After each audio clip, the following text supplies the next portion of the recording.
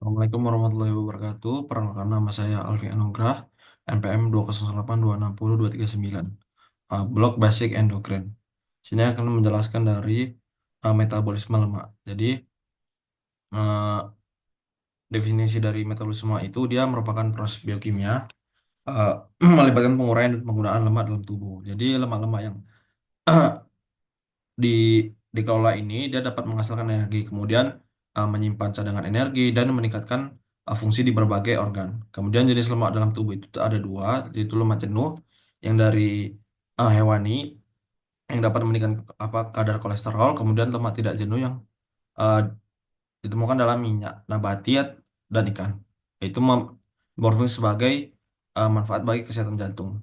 Jadi kemudian pengaturan metabolisme lemak. Jadi hormon yang berperan dalam metabolisme ini pertama adalah insulin, yaitu menyimpan lemak dan menurunkan kadar glukosa dalam darah. Kemudian hormon glukagon yang mendorong pemecahan lemak untuk penggunaan energi saat kadar glukosa rendah. Kemudian terdapat beberapa faktor yang mempengaruhi dari metabolisme lemak.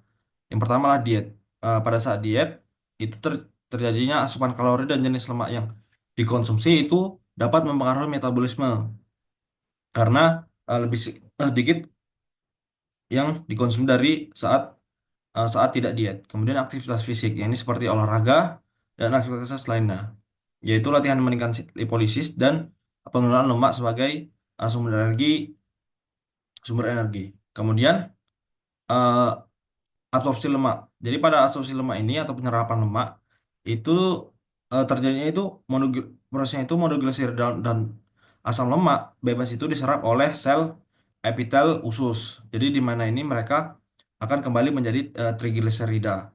Kemudian trigliserida ini dikemas dalam kilomikron, sebuah partikel lipoprotein dan dilepaskan ke sistem limpatik sebelum masuk ke aliran darah. Kemudian eh, pada proses katabolisme lemak ini terdapat tiga. Yang pertama adalah lipolisis. Jadi lipolisis ini pemecahan trigliserida menjadi asam lemak bebas dan gliserol.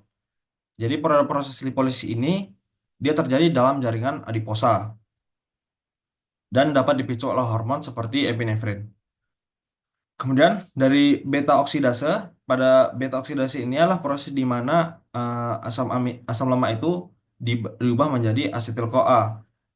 Proses ini terjadi di dalam mitokondria. Kemudian asetil CoA ini selanjutnya berpartisipasi dalam siklus Krebs untuk menghasilkan ATP, yaitu sebagai sumber dari energi dalam sumber energi sel.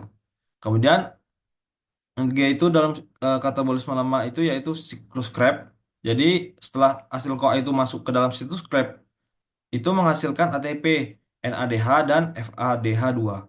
Kemudian NADH dan FADH ini masuk ke rantai transport dari elektron menghasilkan energi dalam bentuk ATP. Kemudian ada juga yaitu anabolisme lemak. Jadi setelah katabolisme yaitu anabolisme, yaitu saat glukosanya itu tinggi, jadi hormon insulin itu akan memicu dari penyimpanan lemak tersebut. Kemudian asetil CoA yang berasal dari metabolisme karbohidrat dan protein ini dikonversi menjadi asam lemak. Kemudian asam lemak tersebut eh, diubah lagi menjadi trigliserida dan disimpan dalam jaringan adiposa. Kemudian ada juga ketogenesis ini yaitu saat tubuh kita itu mengalami kondisi-kondisi tertentu, yaitu kekurangan glukosa seperti saat kita berpuasa, menjalani diet, kemudian eh, menjalani diet rendah karbohidrat atau menderita diabetes. Ada juga yang tidak makan berhari-hari. Itu jadi hati itu akan memproduksi barat keton dari asetil CoA. Kemudian ada juga karena dia memproduksi badan keton, ada juga eh, beberapa jenis badan keton. Yang pertama itu asam asetoasetat, kemudian beta hidroksibutirat, kemudian aseton. Itu saja presentasi dari saya. Inilah daftar pustaka saya. Yang pertama itu dari Siregar F. A. Makmur, itu yang berjudul Metabolisme Lipid dalam Tubuh. Jurnal Inovasi Kesehatan Masyarakat tahun 2021, kemudian Umbu Henggu dan kawan-kawan yang berjudul Review dari Metabolisme Karbohidrat, Lipid, Protein, dan Asam Nukleat. Jurnal Kim Science dan Terapi tahun 2022 dan Sinaga NNP yang berjudul Metabolisme Lemak eh, tahun 2020. Nah, sekian dari saya. Jika ada salahnya mohon maaf. Saya akhiri. Wassalamualaikum warahmatullahi wabarakatuh.